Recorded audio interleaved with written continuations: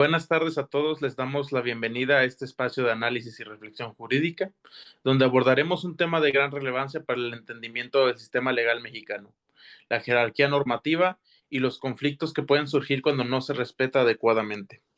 En esta ocasión, centraremos nuestra atención en un caso actual que ha generado un importante debate, tanto a nivel legal como político, la controversia constitucional 343 del 2023, presentada entre el Poder Judicial y el Poder Ejecutivo del Estado de Nuevo León. Este caso representa un claro ejemplo de los desafíos que enfrentan nuestras instituciones cuando los límites de competencia y las normas jerárquicas no son debidamente observados. A través del análisis de esta controversia, examinaremos cómo se interpreta y aplica la jerarquía normativa en nuestro país y qué implicaciones tiene cuando una autoridad excede sus facultades o vulnera el orden constitucional. Es fundamental entender que la Constitución ocupa el lugar más alto en la jerarquía normativa y cualquier norma o acto que se le oponga debe ser considerado inválido. Dicho esto, daremos inicio a este debate con exposición de la postura del Poder Judicial, parte que ha promovido esta controversia constitucional al considerar que sus facultades han sido afectadas por decisiones del Poder Ejecutivo estatal. Escuchemos su argumento inicial para comprender mejor los fundamentos de este conflicto.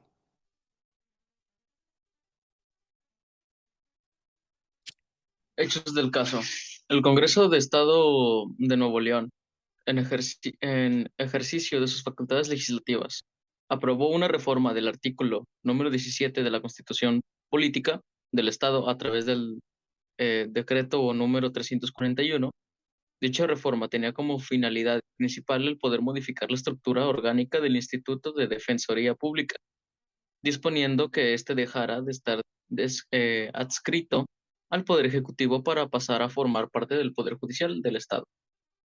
Esta modificación respondía en apariencia a la intención de dotar al instituto de mayor autonomía e independencia funcional, al integrarlo en el ámbito del Poder Judicial, cuya labor se asocia a la imparcialidad y a la protección de los derechos fundamentales de los ciudadanos, especialmente en la materia del acceso de la justicia.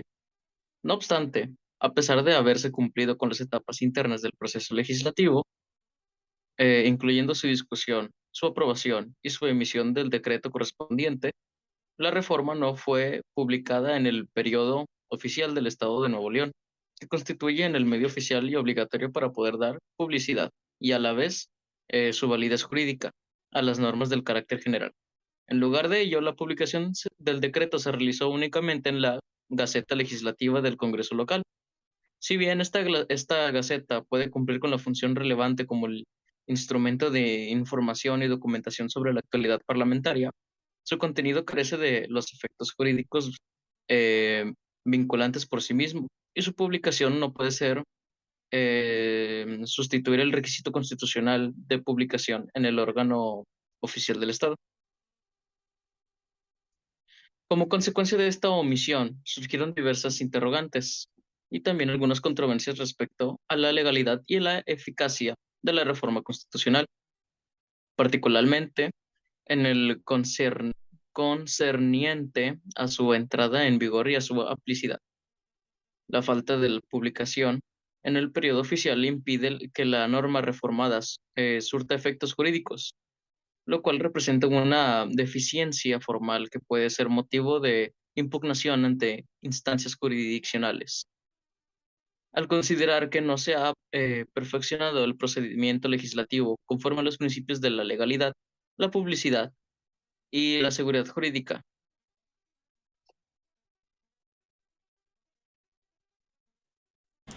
Yo estoy a favor del Poder Ejecutivo, ya que desde la perspectiva del Poder Ejecutivo del Estado de Nuevo León es importante destacar que su actuación se basó en el marco normativo vigente al momento de realizar la designación del titular del Instituto de la Defensoría Pública. De acuerdo con la Ley de Defensoría Pública para el Estado de Nuevo León y la Constitución local, ambas vigentes en su versión anterior a la reforma, la facultad de nombrar al titular de institución recaía en el Ejecutivo. El Congreso local aprobó una reforma al artículo 17 de la Constitución estatal mediante el decreto 341, donde se proponía que el Instituto pasará a formar parte del Poder Judicial. Y pues no obstante, esta reforma nunca fue publicada en el periódico oficial del Estado, lo que impidió su entrada en vigor conforme al procedimiento legislativo estipulado por el artículo 90 de la Constitución local. La publicación en la Gaceta Legislativa, aunque informativa, no suple con la necesidad de la publicación oficial para que la norma tenga efectos jurídicos. En este sentido, el Ejecutivo actuó conforme al derecho al designar a Héctor Viniegra Hernández como titular del Instituto en abril del 2023, utilizando las atribuciones que la legislación vigente le confería. Además, el Ejecutivo señaló que existían vicios en el proceso legislativo como la omisión en la publicación de extractos legislativos de los expedientes correspondientes, y por tanto, impugnó formalmente dicho decreto en acciones y controversias constitucionales paralelas. Es fundamental comprender que la jerarquía normativa no solo impone un orden entre las normas, sino que exige el cumplimiento estricto de los procedimientos de creación y entradas en vigor de las mismas. Mientras la reforma no se publique conforme a la ley, no puede tener efectos vinculantes y, por tanto, no puede desplazar la legislación vigente. En conclusión, el Ejecutivo no solo tenía la facultad de hacer el nombramiento conforme a la norma vigente, sino que también actuó bajo el principio de legalidad, evitando asumir como válida una reforma no promulgada conforme al derecho. El problema radica en que el Congreso publicó la reforma solo en la Gaceta Legislativa, lo cual tiene efectos informativos, no jurídicos. Aquí se revela la importancia de respetar la jerarquía normativa y el procedimiento legislativo. Sin publicación oficial, no hay validez legal. Esta situación pone de manifiesto la ineficiencia de la forma en cualquier intento de aplicarla. Podrían ser impugnados exitosamente. Además, siento un precedente peligroso en erosionar la confianza en el proceso legislativo. La omisión de la publicación oficial es una falla grave en el procedimiento y podría generar responsabilidad institucional. Es imperativo que el Congreso corrija esta situación, realizando la publicación oficial para que la reforma adquiera validez jurídica. La publicación en la Gaceta Legislativa puede generar confusión entre los ciudadanos, vulnerando sus derechos. Si se aplica una reforma no válida, además erosiona la confianza en las instituciones por un error de esta magnitud. En resumen, la publicación exclusiva en la Gaceta Legislativa carece de fuerza jurídica, ignora la jerarquía normativa y el procedimiento legislativo.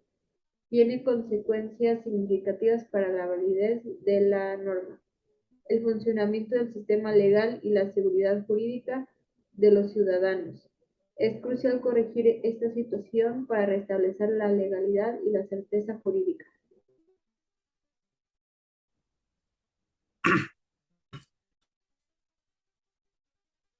Bueno, después de escuchar los argumentos de todas las partes, pues podemos ver cómo un caso aparentemente técnico encierra profundas implicaciones jurídicas e institucionales. La controversia 343 del 2023 evidencia que la jerarquía normativa, perdón, pues es solo un esquema, no es solo un esquema abstracto de normas, sino un sistema vivo que garantiza el equilibrio entre los poderes públicos y la certidumbre para los ciudadanos.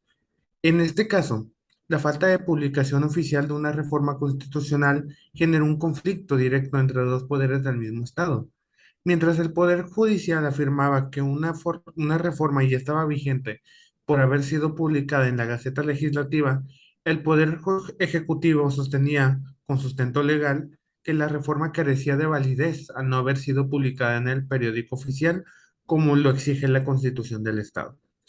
Ahora, lo más relevante aquí es que la omisión de un solo paso en el proceso legislativo puede detener toda una reforma constitucional, crear vacíos legales y dar lugar a múltiples interpretaciones enfrentadas. Ahora, esta situación demuestra que los procedimientos legales deben de respetarse de una manera sumamente estricta para que el sistema jurídico pueda funcionar de manera armónica y eficaz.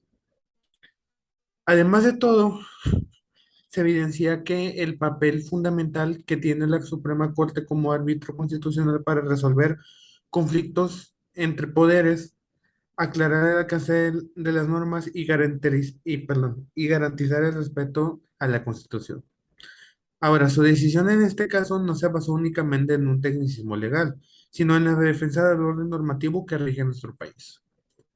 Ahora ya en resumen, este caso debe servirnos como una lección sobre la importancia de la legalidad, la técnica legislativa y el respeto a los procedimientos establecidos.